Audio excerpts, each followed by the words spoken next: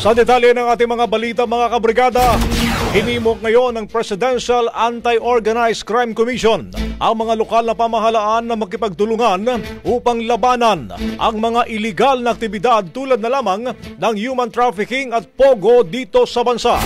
Kasunod ito ng mga pogo hubs na ni-raid sa Parañaque at Pasay City.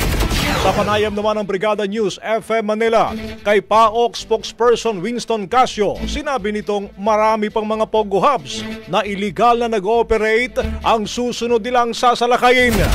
At dahil dito, idinin pa ni Casio, ang mga lokal na pamahalaan ang may pinakamalapit na access upang magmonitor at magbigay ng impormasyon.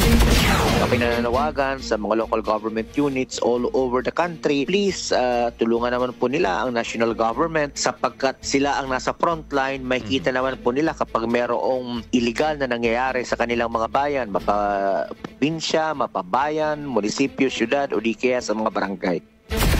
Higit pa ni Casio na mahalaga ang tulong ng lokal na pamahalaan upang mabilis na masugpo ang mga ganitong krimen.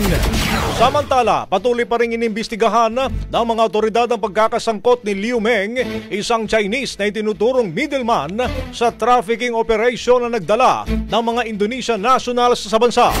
Sa ngayon, 13 Indonesian nationals naman ang nagsabing magsasampa ng reklamo laban sa mga sospek at nagbibigay ng testimonya sa investigasyon. Bagong-bago, Brigada Balita Nationwide. Ang bahaging ito ay hatid sa atin ng PowerCell Soya Coffee. Masarap araw-arawin.